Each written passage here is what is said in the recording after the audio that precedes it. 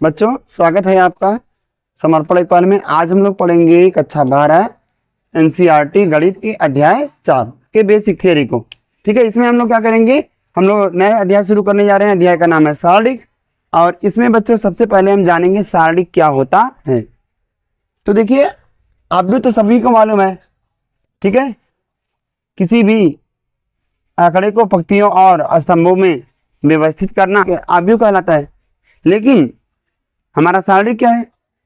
सारणिक होता है, ठीक है, किसी भी वर्गाकार आव्यूह के एक निश्चित मान को, जो मान निकलेगा उस मान को बोलेंगे सारणिक। किसी वर्गाकार आव्यूह के संगत पदों या संख्या के मान को सारणिक कहते हैं। मान लीजिए ए बराबर को वर्ड में लिखते हैं A1 B1 A2 B2। ये मान लीजिए एक हमारे पास आव्यूह है बच्चों, आव्यूह ए बराबर इतना दिया गया है। तो अगर मुझे इसका सारणिक निकालना है, जिसको इंग्लिश में क्या कहते हैं, डिटर्मिनेंट, तो सारणिक कैसे निकालेंगे बच्चों? मैंने कहा कि किसी भी वर्ग आव्यूह, ये हमारे पास वर्ग आव्यूह है क्योंकि दो पंक्ति और दो स्तंभ है, तो किसी भी वर्ग आव्यूह के संगत अवयवों, संगत संख्या के मान को सारणिक कहते हैं। तो इसको डिटर्मिनेंट ए से दिखा रहे हैं क्योंकि ए की बात कर रहा हूं।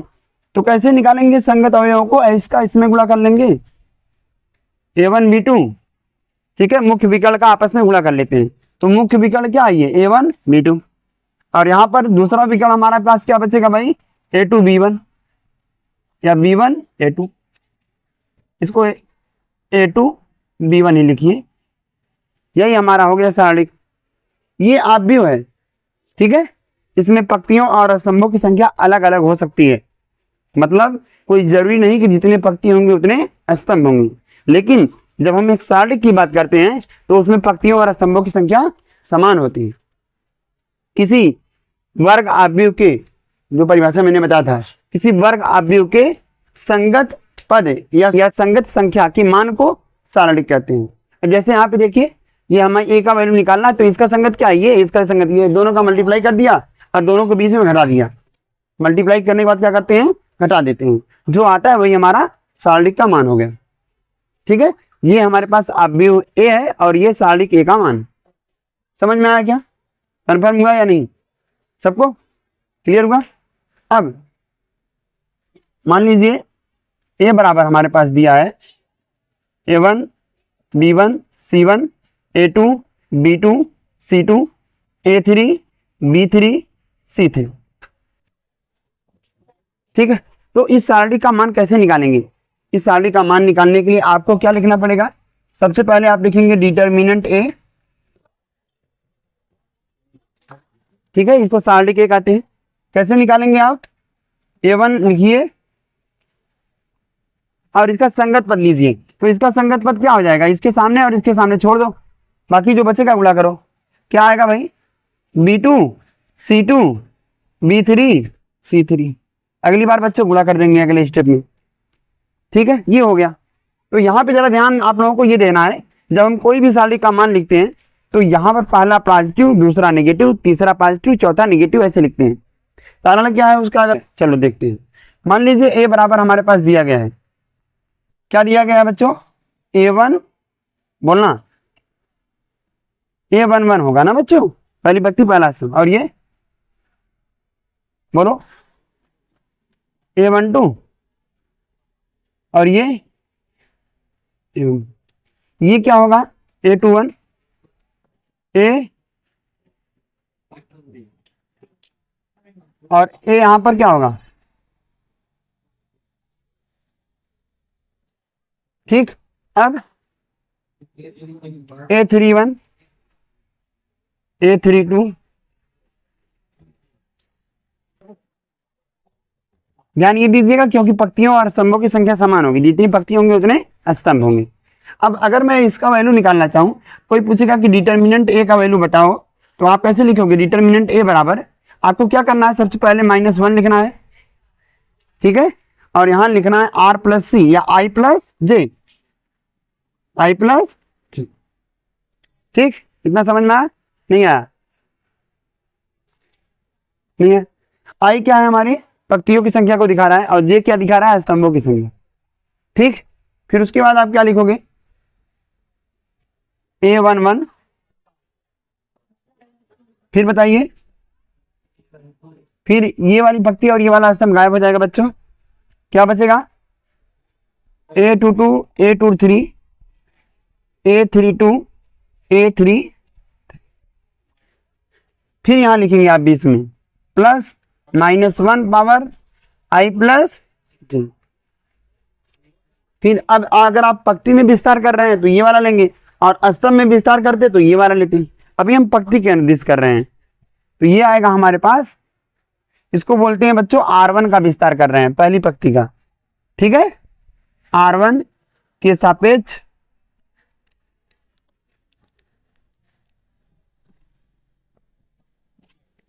विस्तार करने पर, ये विस्तार पहली पंक्ति के अनुदिश हो रहा है। ठीक है बच्चों, ओके। फिर -1 यहाँ पे I प्लस J। अब देखिए क्या लिखेंगे, A12। तो बच्चों अब यहाँ पे देखिए पहली पंक्ति क्योंकि 1 है और दूसरा स्तंभ गायब, तो अगर ये वाला बच्चों और ये वाला इतना वाला पद अगर निकल गया, ध्यान दीजिएगा ये वाला, तो क्या बचा आपके पास, A21, A31, यहां पर A23, A3।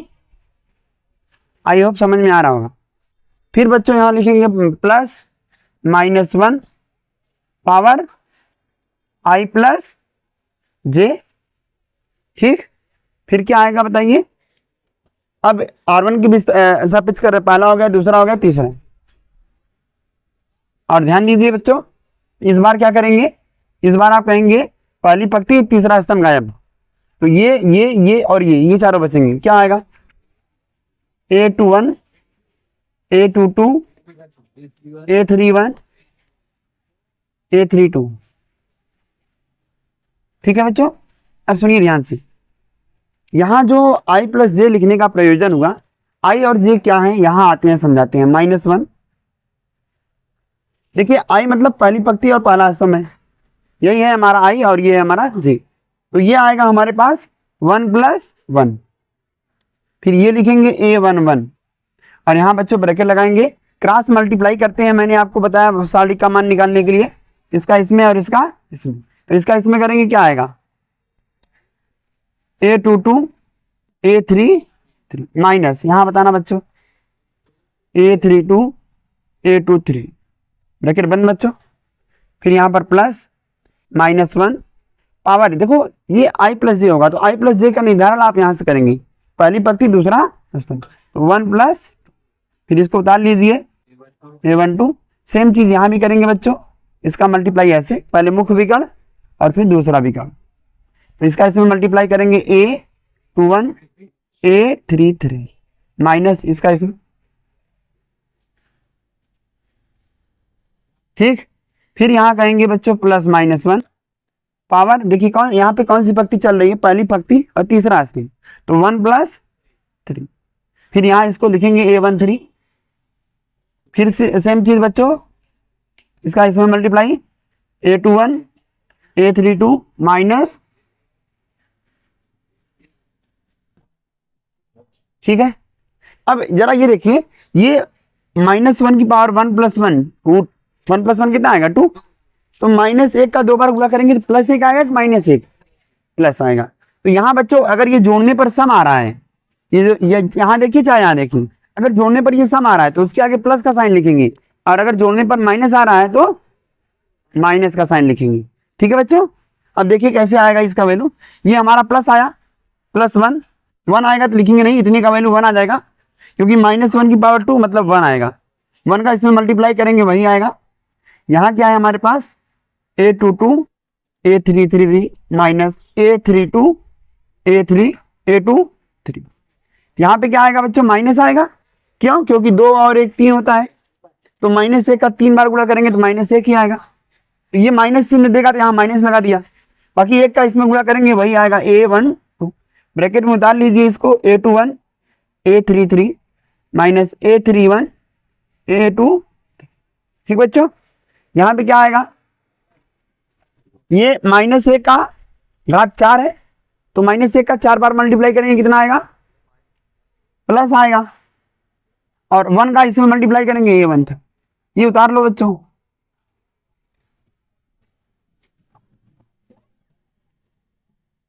ठीक, ये आंसर हो गया। क्या ये समझ में आया, नहीं आया?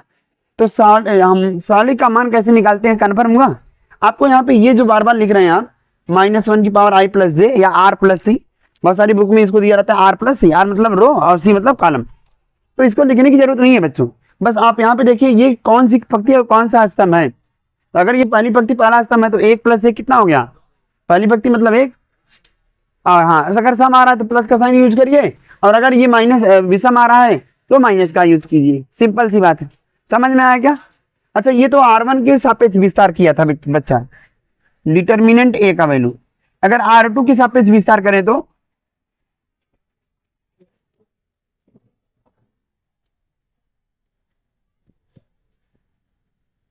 R2 के सापेक्ष कैसे विस्तार करेंगे बच्चों, देखो यहां लिखेंगे डिटर्मिनेंट ए, कैसे निकलेगा बच्चों, देखो सुनो, ये दूसरी पंक्ति का विस्तार कर रहे हैं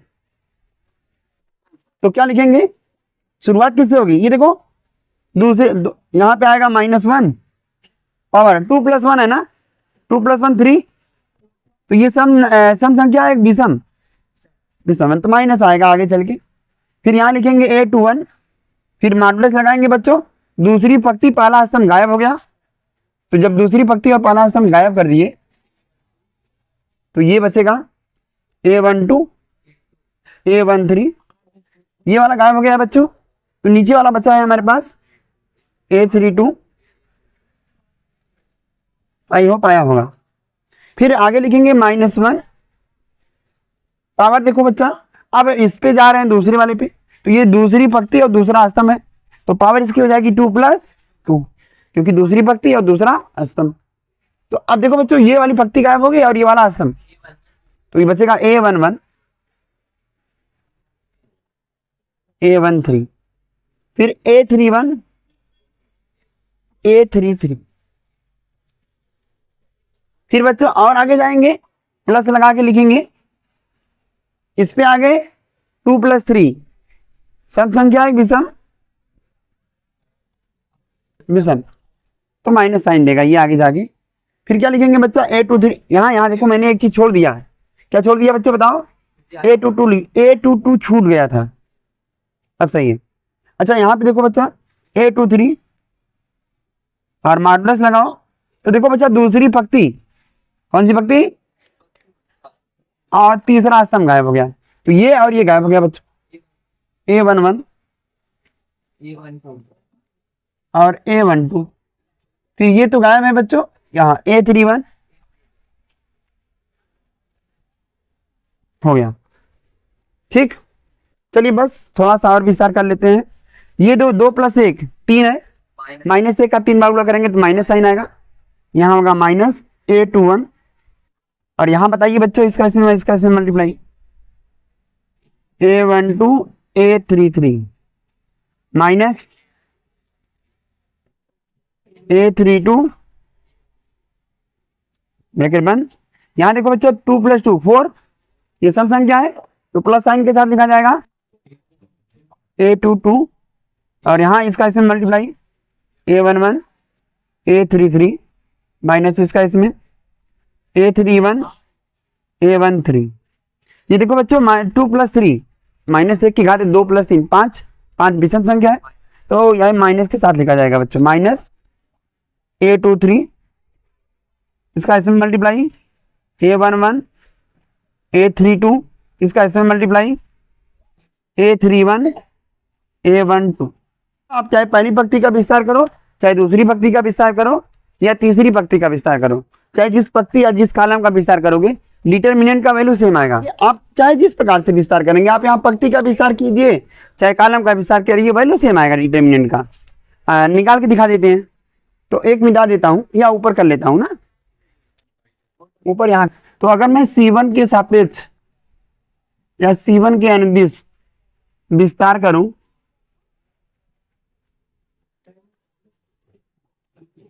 तो कैसे विस्तार करेंगे बच्चों, देखो C1 मतलब पहला स्तंभ, तो यहाँ लिखेंगे ए, ये देखो 1 + 1 2 है ना, तो इसका विस्तार ऐसे आएगा -1 की पावर 1 + 1, क्योंकि पहली पंक्ति पहला स्तंभ लिया। तो बच्चा पहली पंक्ति और पहला स्तंभ गायब हो गया, तो यहाँ क्या बचेगा, यहाँ पहले ये लिख लो A1 1। अब क्या करेंगे यहाँ पे, देखो बच्चा पहली पंक्ति और पहला स्तंभ छोड़ देंगे, तो ये पहली पंक्ति पहला स्तंभ हट गया, तो क्या बचेगा A2 2 A2 3, यहाँ आएगा A3 2 A3 3, ठीक। फिर अब हम क्या करें, कॉलम के साथ पेश कर रहे हैं, तो दूसरे में यहां लिखेंगे बच्चा +-1 की पावर 2 + 1। ऐसा क्यों किया मैंने, क्योंकि दूसरी पंक्ति और पहला स्तंभ है। इस अवयव को लिख लीजिए A21। अब देखो बच्चा, दूसरी पंक्ति पहला स्तंभ गायब हो जाएगा, तो ये दूसरी पंक्ति और पहला स्तंभ गायब, A12 A13 A32 A33, last में बच्चों +-1 की पावर, देखो इसका विस्तार कर रहे हैं हम, तीसरी पंक्ति पहला स्तंभ, तो पावर क्या हो जाएगा 3 + 1, और इस अवयव को लिख लीजिए। फिर बच्चों यहां लिखेंगे, देखो अब देखो ये वाला गायब हो गया, ये वाली पंक्ति गायब होगी, ये वाला स्तंभ, तो ये और ये चारों बचेंगे। क्या नाम है, A12 A13 A22 A2, ठीक बच्चों। आप फिर विस्तार आप इसका आराम से कर सकते हैं, कर लेंगे ना।